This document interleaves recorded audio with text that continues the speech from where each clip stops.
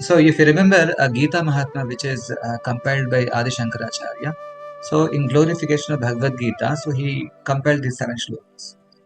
So there in one shloka he says, Sarvopanishito gavo dogda gopala nandanaha. So he said, if you compare all the Upanishads are, all of you know about the Vedas, at least you heard about the Vedas. In Veda, there are different subjects are there. Different divisions of Vedas are there, like Brahmanas, Aranyakas, and Upanishads are considered as highly conclusive principles of those Vedas. It's very technical in details. So just like suppose there is a milk, if you're boiling the milk, then on the top of the milk there will be a thick fatty layer gets formed. So similarly, the cream of the Vedas are called Upanishads. They are 108 in number. So Shankaracharya says here, if you compare all the Upanishads, which is cream of the Vedas, if you compare that to a cow, there is a cow, it represents all the Upanishads. And Dogda Gopalanandanaha. So Gopalanandana Krishna is actually the milkman. So he is milking the cow. And naturally, cow only gives milk on one condition, when it sees the calf. So Partho Vasta Sudhir Bhokta. So Krishna made Arjuna as a calf, and he is milking the Upanishad, which is the cream of the Vedas, and Dugdam Gita Amritam Mahat. The milk which is coming out of the cow is compared to Srimad Bhagavad-gītā. So first of all, the cream of the Vedas are Upanishads, and all the essence of Upanishad is called Gita. So you will get to know how powerful Gita teachings are. Simply by reading and understanding Bhagavad-gītā, actually we can come to the conclusion of all the Vedic literatures. So today, our main topic is Purushottam Yoga. Let's dive into that. So Gita has total 18 chapters, and each chapter there are different names are given. The first chapter is called Arjuna Vishada Yoga in Sanskrit, and second chapter is called Samkhya Yoga. So third chapter is called Karma Yoga. Like every chapter, so there we find a common word which is called yoga. Now the current discussion is about the Purushottam Yoga. Usually whenever we we hear about yoga, what comes to our mind is some sitting postures or doing some breathing exercises. But actually in Sanskrit, the yoga word has a different meaning. The yoga, actually the word comes from the root word called yuj. Yuj means you have to connect. So connecting, actually yoga means actually it establishes a connection. When you say karma yoga, connecting all our actions to the divine, it's called karma yoga. Similarly, jnana yoga, dhyana yoga, raja yoga, there are various ashtanga yoga by practicing different bodily postures. That's also called yoga. So the yoga word actually means it connects our consciousness or divine consciousness.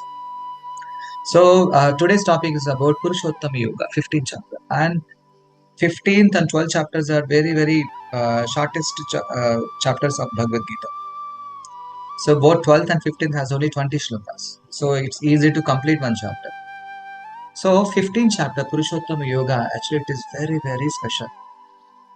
I'll just brief, then I will explain in detail. So because in Purushottam Yoga, Krishna talks about his entire material existence. Because we live in a world, it appears huge. 7 continents are there, 7 oceans are there, and so many countries are there, 7.5 billion population are there, and so many activities are happening. But actually, if you see in a macroscopic level, actually our planet Earth is nothing. It's a small, tiny dot. the vast universe. And in this chapter, Krishna explains not only about this one universe, he explains about the whole material world. And not only about the material world he explains, and also he explains uh, about this material nature and how great he is, how he's Krishna is present in every sphere of creation, and who are these living entities, how are they've connected to him, and how they have come to this material world, how they are struggling, and how they are just continuously changing the bodies, and how they got stuck in this material world, how they can break the cycle of birth and death, and finally how they can they can go back to the spiritual world. All these things are explained in this one single chapter, that is called Purushottam. So let's get into the details. All of you can read. When I read shlokas, you can read. The first shloka, so Krishna says, Shri Bhagavan Uvacha, Urdhamulamadasyakam Aśvattham Prahurabhyayam Chandamsi Yasya Parnani Yastam Vedasa Vedavet.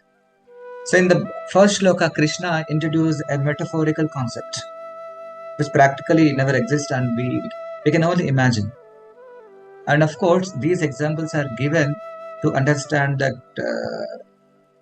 realities. So Krishna says here, there is a banyan tree which has its roots upward and its branches down, and whole leaves are the Vedic hymns. One who knows this tree is a knower of the Vedas. Probably most of you wondering, what is this? The banyan tree which has root. Usually you find a tree which has roots downwards, but Krishna is saying here, this specific banyan tree roots are upward, and its branches are going down, and the leaves are represents Vedic hymns. One who knows this tree is a knower of the Vedas. So let's try to understand, and decode it. So all of you can see here a beautiful banyan tree which is standing on the bank of the water, and also you can find the reflection of that banyan tree as well, right? So actually Krishna's what the metaphorical example is giving here, so shown here. So Krishna is saying here, there is a banyan tree which has roots downwards. So usually this kind of tree, experiencing this kind of tree in this material world, it's impossible. But there is only one way we can have this experiences.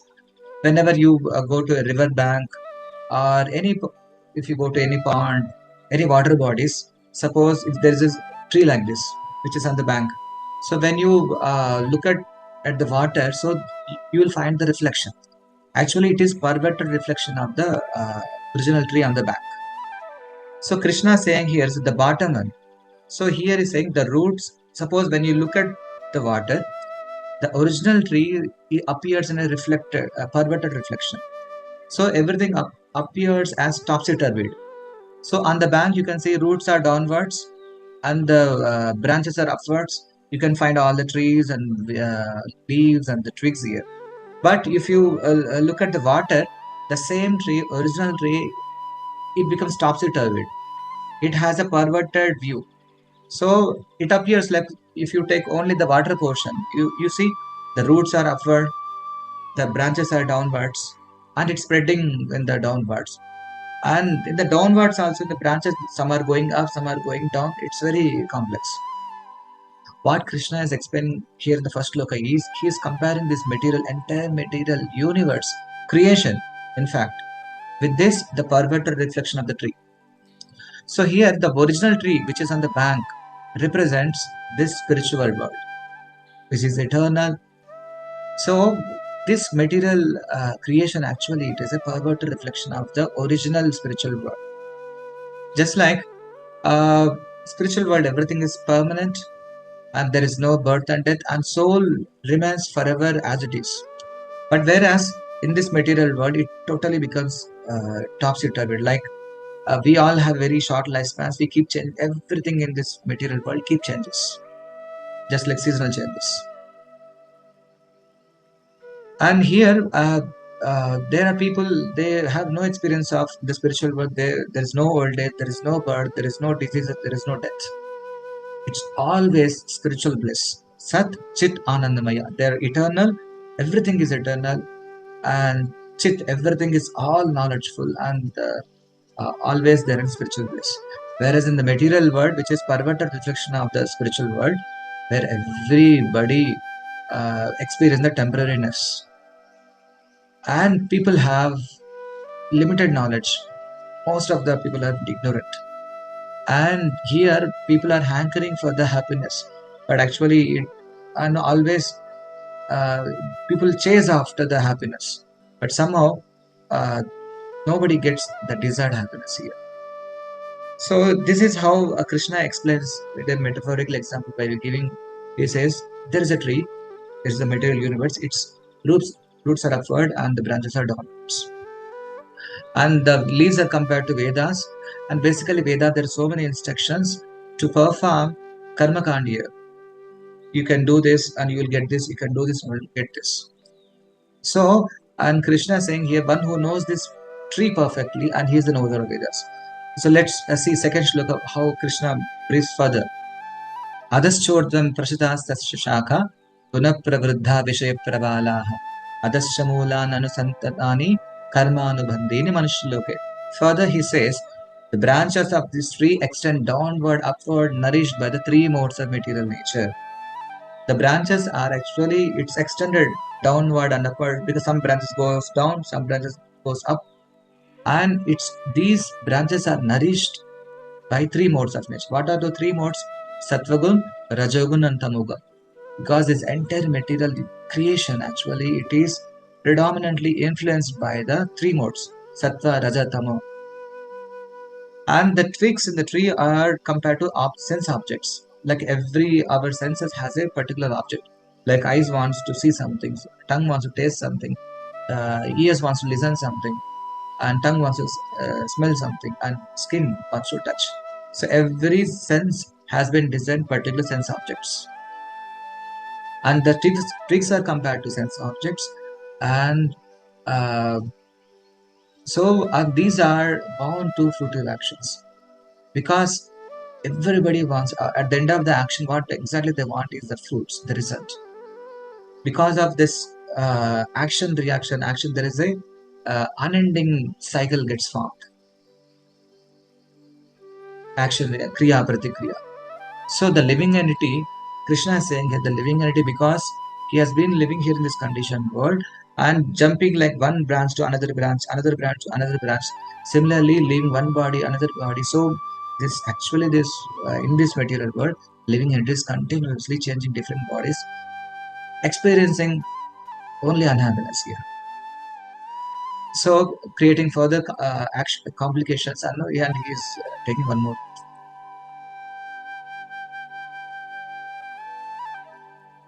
So then further Krishna says, Narupamasya tadopalabhyate nanto na chati na cha sampratishna Aśvattha menam suviruda moolam ashanga sastrena drudena chitva.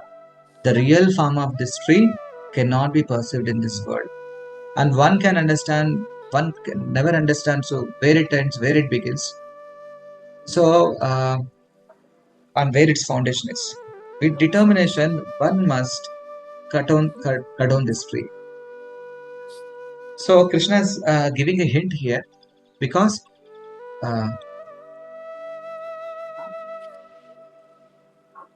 even to cut one small tree, it requires lot of efforts. So Krishna is talking about here a huge banyan tree. And interestingly, to cut down this banyan tree, we don't require any other weapon. We require only one weapon, which is called detachment. Krishna uses the specific word asangha. Sangha means association, sangha means attachment. Asangha means detachment. Because as long as the living entity is attached to this world, attached to this material activities, actually it can never go back to a spiritual world. Because living entity has been living in this world for many years. And living entity gets conditioned. So no matter how difficult circumstances are there, if you are put into one circumstances, slowly we get used to it. and we get adjusted to that particular circumstances. People are living in the cold countries, there are minus 50, 60 degrees are there. Still they are living, leading their lives. And extreme temperature areas are the people are living there. And people are, there are some particular jobs are there, like merchant navy. 6 months they travel, and 6 months they stay in ship, 6 months they'll come back to them. So there are people living in the starved areas, deserted areas, and still people they get conditioned. So here Krishna is saying here, if at all you want to stop this material existence, we should use the one weapon that is called detachment. What exactly detachment? Actually, whenever we come hear about the detachment, it's like giving up. So giving up something doesn't make you detached. So Krishna, we further will come to know. So what exactly what kind of detachment Krishna is talking about here? So then he says, Tadap padam tat parimargitavyam yasmin gatana nivartanti bhuyaha tameva chadyam purusham prapadde yata pravrittir prastha purani. Therefore, after cutting down the attachment to this tree, material existence, one must seek that place from which having gone once never returns, and there surrender to that Supreme Personality of Godhead, from whom everything began and from whom everything has extended since time. So Krishna is saying here, after one successfully cuts off this banyan tree of attachment, material attachments, then he must seek the place which having gone one never returns back. So he's saying here, after developing detachment, then he must desire to go to that place where one never returns. That means the spiritual world. And there you surrender to that Supreme Person, Krishna there. So, since from whom everything has begun, it's because Krishna is the origin of all this, both spiritual and material creations. So, here Krishna is saying here, after developing the detachment, and one must have a strong desire to go to that place. And now Krishna, he explains a very interesting shloka here. Who can develop detachment? So those qualifications are being mentioned here. So he says, Nirmana moha jita sanga dosha adhyatma vidya vinivritta kamaha dvandaya vimukta sukadukka samnai gachanti amoda padamapiyam. One who is free from illusion, false prestige, false association, and who understands the eternal, and who is done with the materialist, and who is free from the duality of happiness and distress, and who knows how to surrender to Supreme Person, can attain that eternal. So whenever we talk about detachment, it's easy to say give up because I have so much, I can give up something. Actually, that is not really detachment Krishna is talking here. So who can develop that real detachment is one, nirmana moha. Nirmana means everybody has so much of no, people should adore me, people should respect me. It's a prestige we have. Actually, Krishna says it is false prestige. Nirmana moha. And give free from the false prestige, and not because I'm so great, I have so much of money, I have so much of name, fame, I have so many people with me. That is called false prestige and false illusion. And Jita Sangha dosha, and who gives the false association, and who understand the eternal adhyatma nitya. What is actually eternal in our life, including my own body, my own family, my society, my country, my profession. Everything is temporary in this world. Keep changing, keep changing. So then what is exactly the Krishna is talking about Adhyatma Nitya? Nitya means eternal. The soul, which is pervaded in this entire body. One who knows, one who understands this soul knowledge. And Vinivritta Kamaha, one who is done with the material lust. That means he has no material aspirations. Na sojati, na kangshati. Whether he is aspiring something or he is desiring something.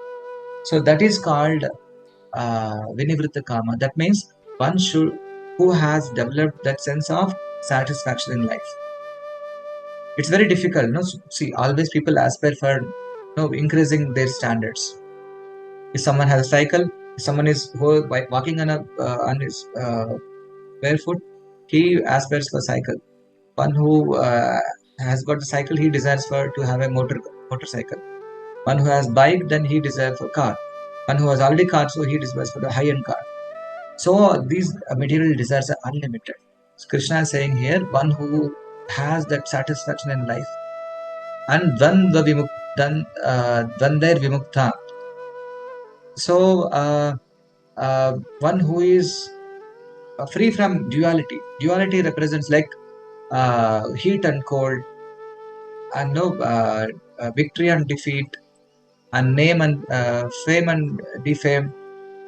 So this is called dvanda. This entire world is actually we experience only duality. Sometimes things become very favorable. Sometimes things become very unfavorable. Sometimes people will glorify us. Sometimes people will chastise us. So sometimes we become very successful. Sometimes we become so unsuccessful. In this world, everyone has to experience this duality. And Krishna is saying here, one who has developed the equipoise vision, one who sees equally, one who accepts equally both dualities, happiness and distress, and he can develop the detachment. Initially, he's just used one word, asangha, shastrena, detachment. So Krishna in this shloka he explains that one who has got free from that illusion, false prestige, false association, one who understands the soul's knowledge, one who is leads a very satisfied life, one who is equally accepts both the happiness and distress, only he can develop the detachment. Not only detachment, he is obviously he is getting attached to the permanent thing, that is spiritual things. Only he is qualified to enter into spiritual world. So practically it may appear it's very difficult, but actually when we start practicing, actually gradually we can reach to that state. So Krishna's purpose is to not to bewilder us by giving so many complex principles here. Actually all these principles which Krishna recommends here, it's no doubt it's difficult, but by regular practice actually we can reach to that state.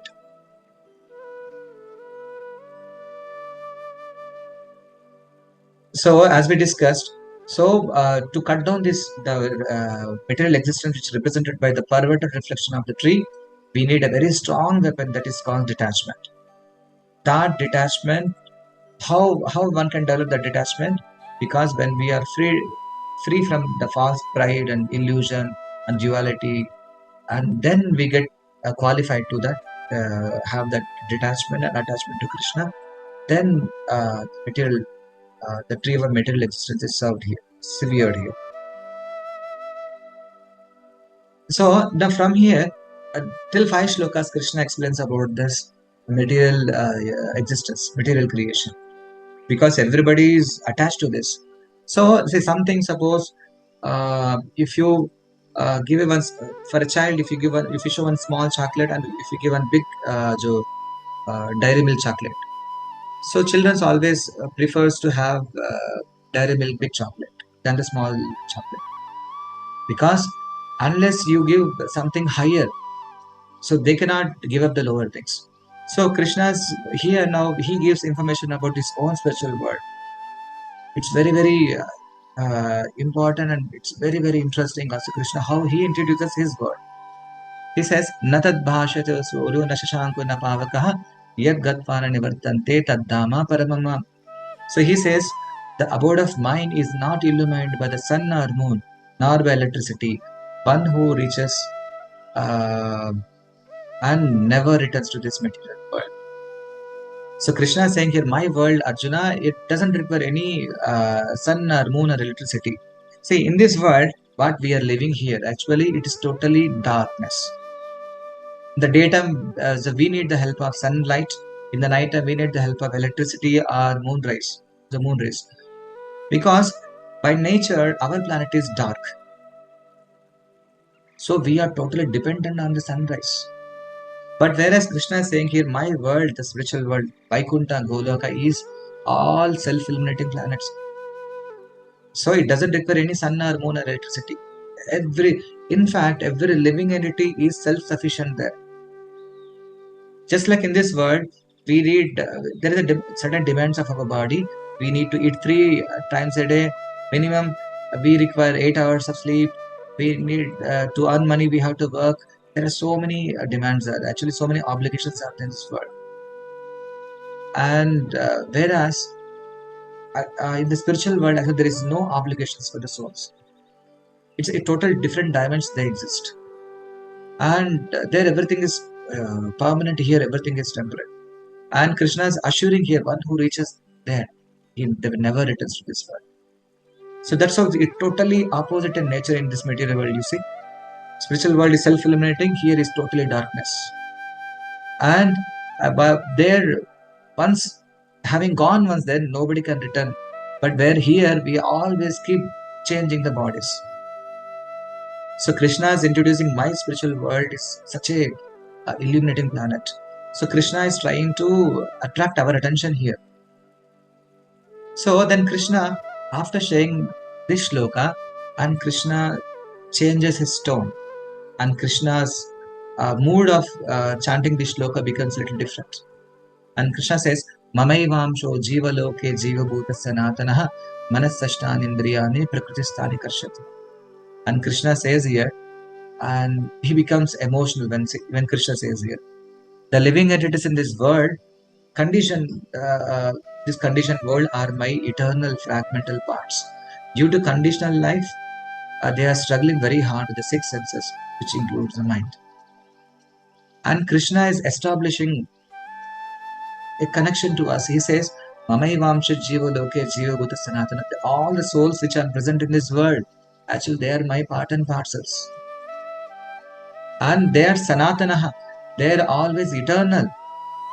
But somehow, Prakristani, they have come to this world. They have left the spiritual world. And they are struggling with the 6 senses, which includes the mind. Karshati word refers to hard struggle. Suppose there is a beautiful family is there, husband, wife, and one son and daughter. But some son somehow, due to bad association, and he is revolted against the father, mother, and somehow he left the house. And after leaving the house, somehow, friends cheated him, and so much of struggles were there, and he doesn't have any proper house to stay. He doesn't have any proper money to spend, and doesn't have proper food to eat, no proper clothing, and he's struggling. Sometimes he is begging on the streets, but somehow he was so adamant. And I will, no matter how difficult I experience, so I will not go to my father. And he's struggling. So when the father sees, even the son has revolted against the father, he left the house, but still father always, he loves that son. And he becomes very emotional. Whenever he sees his son is struggling very hard, and he becomes very emotional. Similarly, Krishna is saying here, Mamaivamsha, all these souls are actually conditioned souls because they have become conditioned here.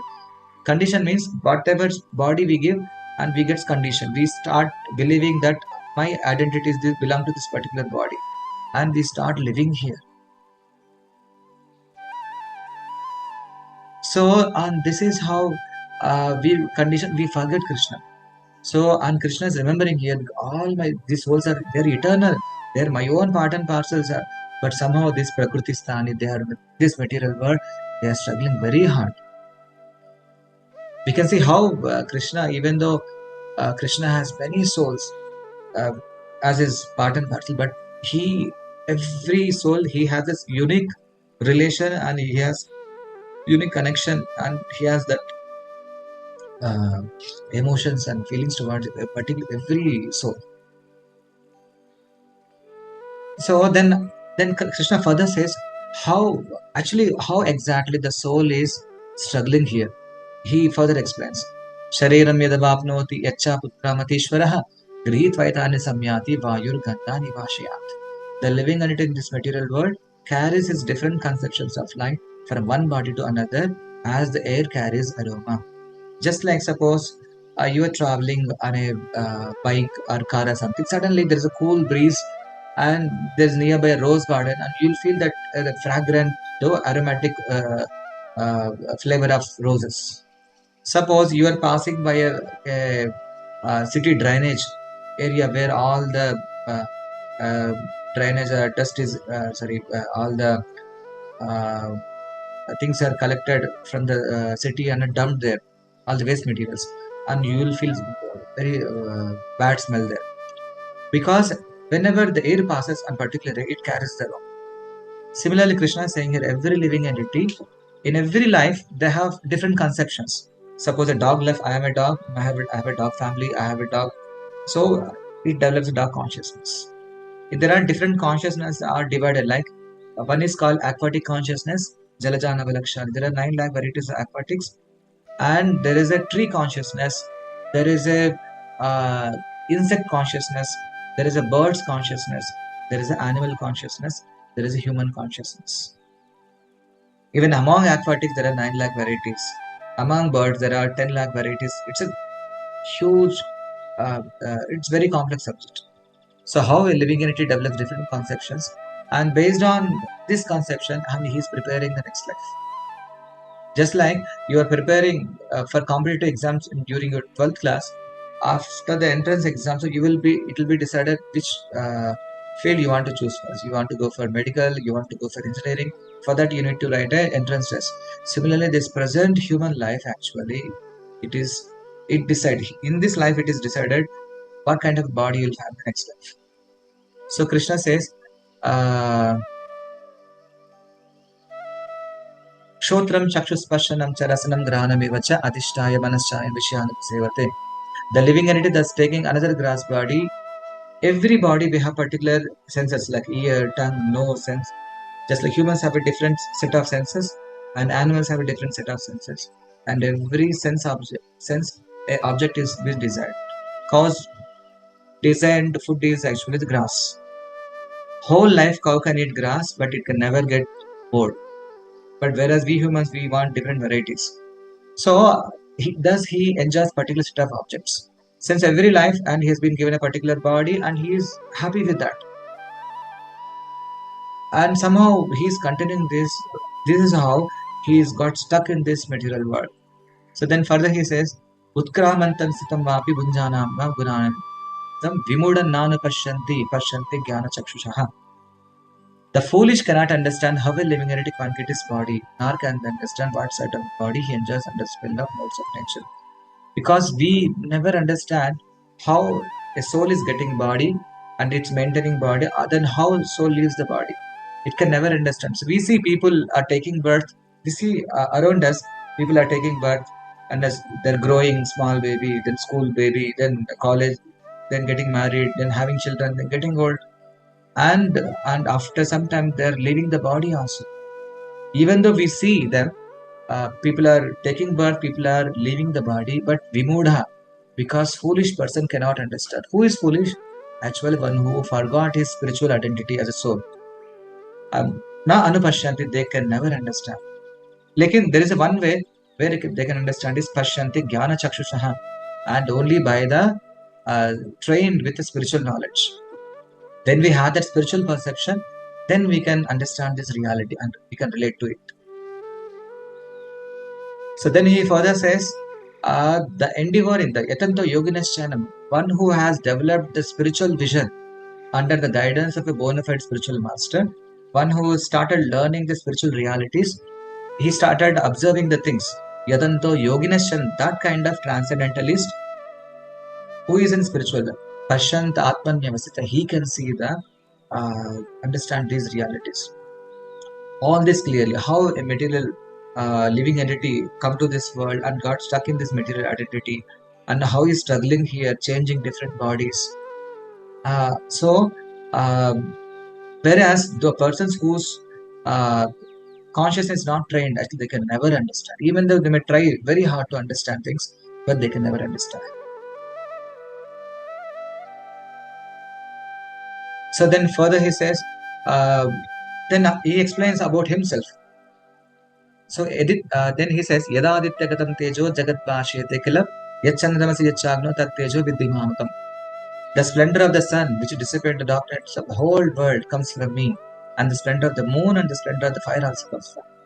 So this entire universe is actually maintained by the sun. One and only self-illuminating planet in this world. So, because of we are able to live in this world because of sun. Because of sun, we are getting water, rains. Because of sun, we are getting all the grains and everything we are getting through the sun. And Krishna is saying here that energy of the sun is coming from me, and all the sun, the splendor of the moon, the fire which is purifying, which burns everything. And Krishna is saying here, that's me. It comes from me. Then he says, I enter into each planet, and by my energy they stay in orbit. I become the moon, and there will supply the juice of life to all vegetables. It's so surprising, and it's amazing thing that when you look at the sky, all planets are practically floating. Can you tell me any example in this world where which has no connection and it's simply floating on the sky? Whenever we talk about, we feel so great about our scientists. No, they're sending satellites. Actually, even though this after launching satellites, they are continuously monitored in the control rooms by so many scientists. Whereas in this space, there are so many planets with huge masses and with huge velocities, and they have been assigned particular axis. They always revolve around those axes. They never have any collisions, and they follow a particular pattern, and they're not falling down. Then who is holding? Krishna is saying here, I enter into each planet by my energy. They stay in orbit. Then he says, I become the moon, there will supply the juice of all vegetables. Because vegetation, we get the taste, the juiciness because of moon rays. See, in the macro level, in the universal level, Krishna is saying here, I am the maintainer of all the planets. And then finally, he further says, Aham Vaishvanaro Bhutva Praninam Dehamashuta Pranapana Samayukta Pachamanyam Chaturvidam. He says, I am the fire of digestion. Because we eat so many things, different varieties of food. At the end of after completion of eating, so food gets digested, and basically in our stomach produce so much of acids. In medical terms, we say acid secretion. Actually, Krishna is saying here, Aham Vaishvanara Bhuta. I am become the digestion of fire of digestion. I am the I digest your food. I am the air of life, outgoing and incoming, which I digest four kinds of food stuff. See, we can never imagine our life without even Paramatma. Because Krishna is macro level, he is present in all universe, even the micro level, he is present in our inside the body. And he is digesting our food. He is the air of life. And how does Krishna actually digest our food? How he, in a micro level, he maintains activities in our body.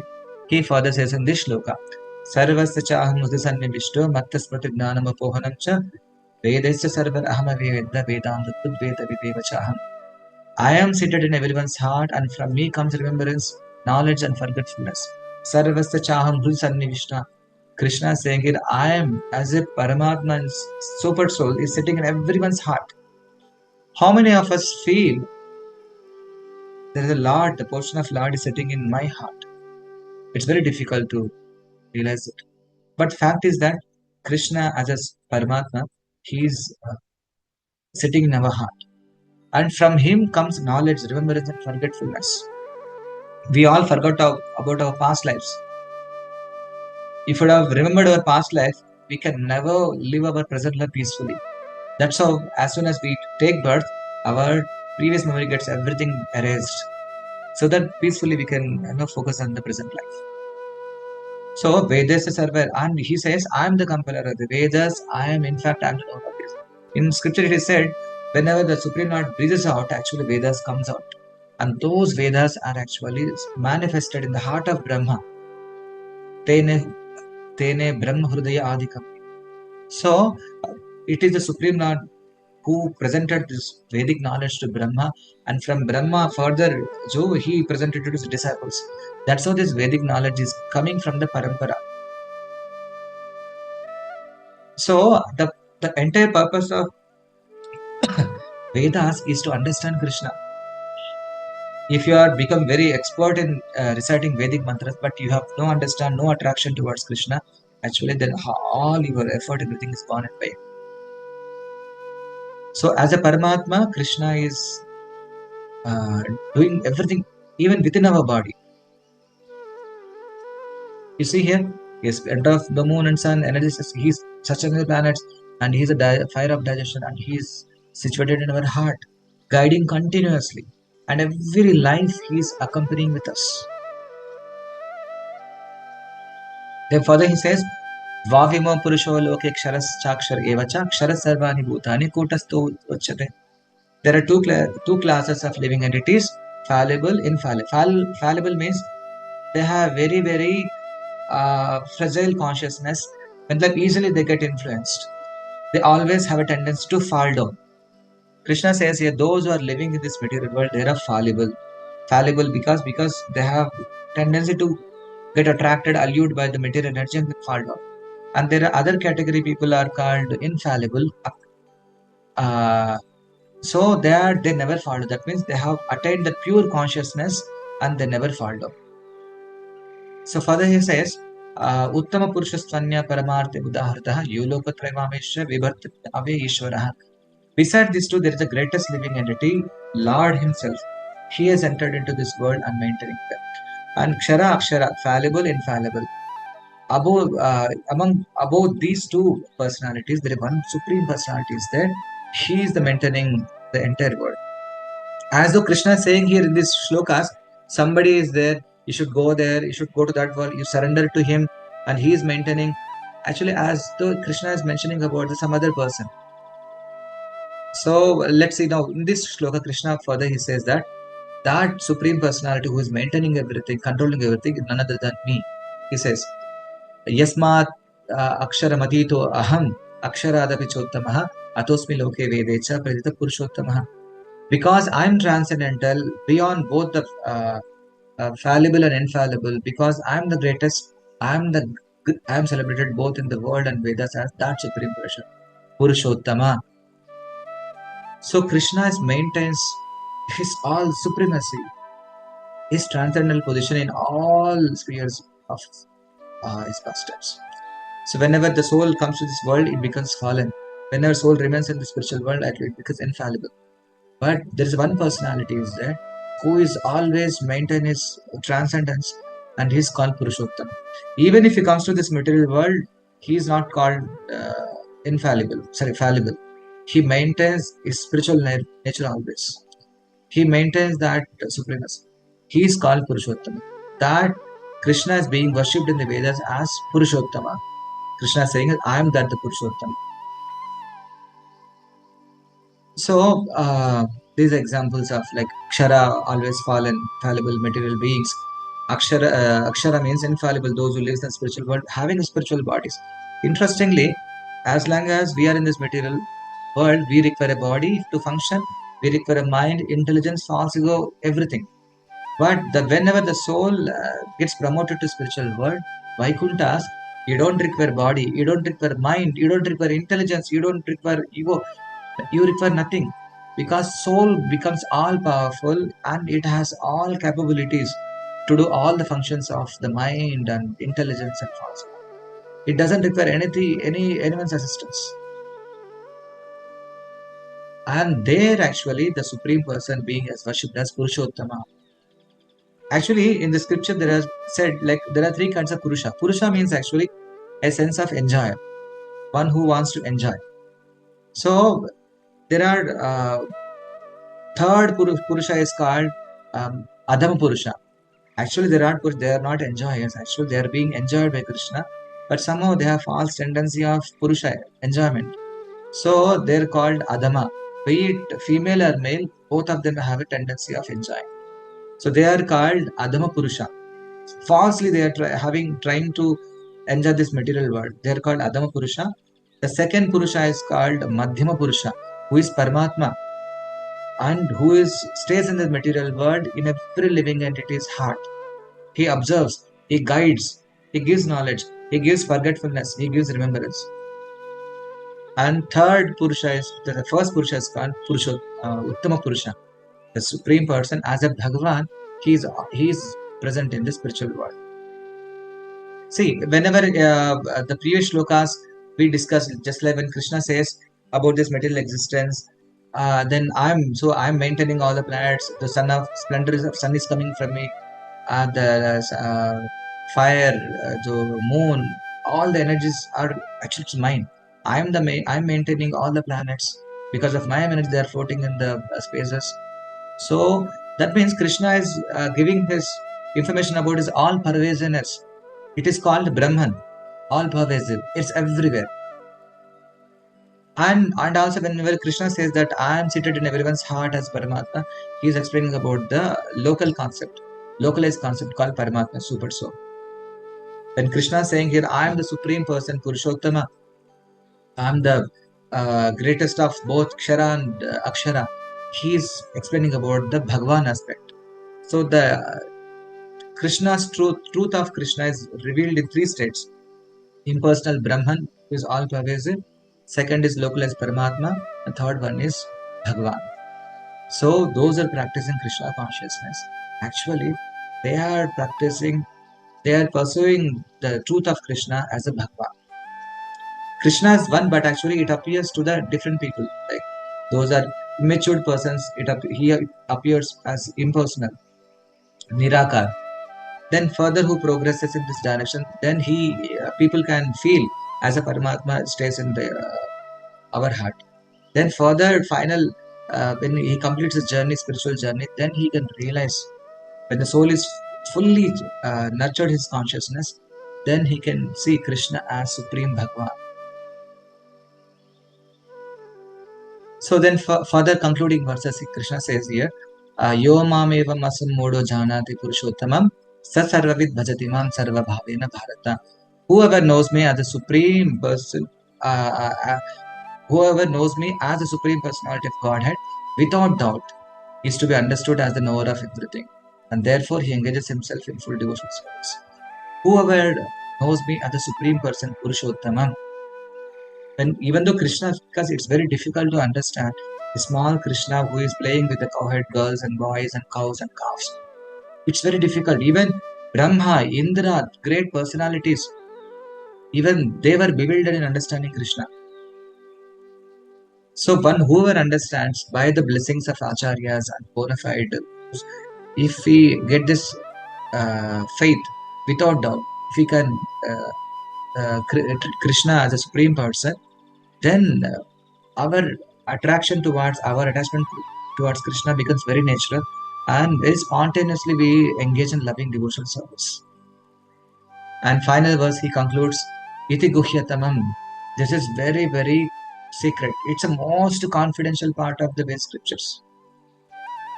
Because scriptures are various types and it's vast, but the concept which Krishna explained in these previous shlokas, which is very, very confidential.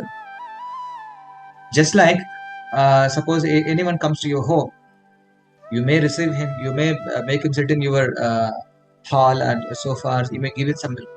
So you never invite him to your bedroom and open your locker and show, see, I have this much money, I have this many jewels. You never do that, right? Because always valuable things are kept hidden.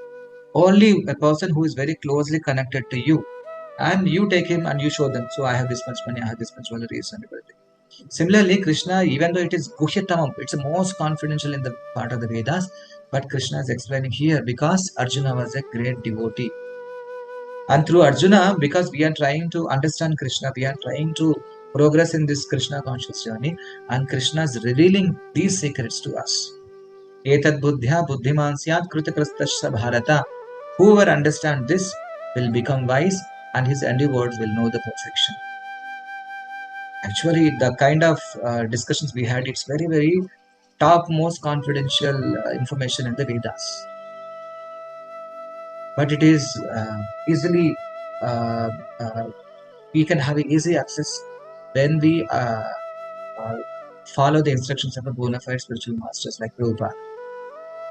Otherwise, it is very difficult to understand the conclusion of the Vedic teachings. So we will just do a quick summary because at the end of session we may forget what and all we discussed so far. So initially Krishna started this chapter saying that, comparing this material universe with this, a huge banyan tree which has root upwards and branches downwards. That means this Perverted reflection represents the original tree.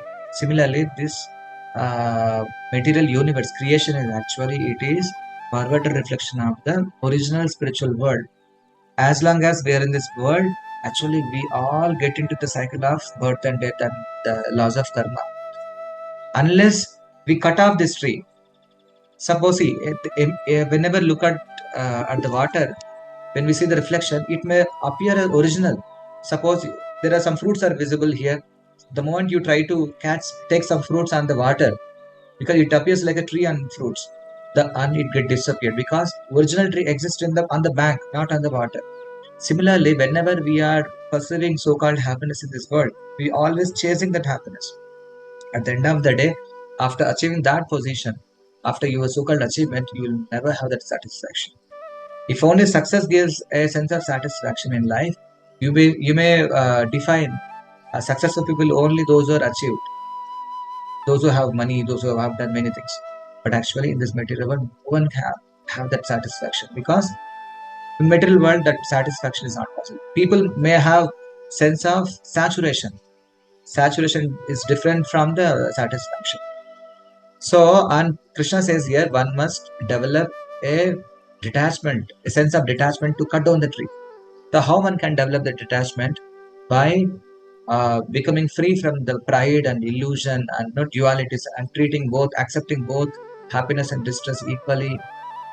So then gradually we develop the detachment and also same time attachment to Krishna. It happens simultaneously. Only those who can cut down the tree, this tree of material existence. Then Krishna explains about his own spiritual world. Why one should go to see what is problem in this material world? Why one should go there? Because in every aspect of our life, we are forced, we are restricted, we are punished. Whereas in the spiritual world, actually, it is totally free because soul can experience real freedom in the spiritual world. You're not bound by the laws of karma there. Just like Krishna says here, my abode is not illumined by sun or moon. Everything is self-illuminating. Everything is so all knowledgeful, eternal, all blissful. So further says, and during this material existence, because all the souls are my own part and parcel. See, we can see the love of Krishna because souls wanted to enjoy falsely, independent of Krishna. Krishna has created so much of, hidden so much of arrangement, creating sun, moon, planets, and different system only for one reason, because souls wants to have a enjoyment which is independent of Krishna. To give that experience further, so this world has been created. So, and Krishna saying here, my own souls are that they're all my own part and parcel. They are struggling this material world, and they are eternal, but somehow they forgot their eternity, and now they are struggling here. So, one who has developed knowledge, actually, they can see this how we're living entity changing different bodies according to karma. Otherwise, it's not possible to experience this. So, and further, Krishna says that see how in a macro level he is because he is giving the energy through sun. He is giving providing many things to the world: sunrise, moonrise, fire, and even in fact, he's sustaining all the planets. And even including our own digestion process is happening because of him.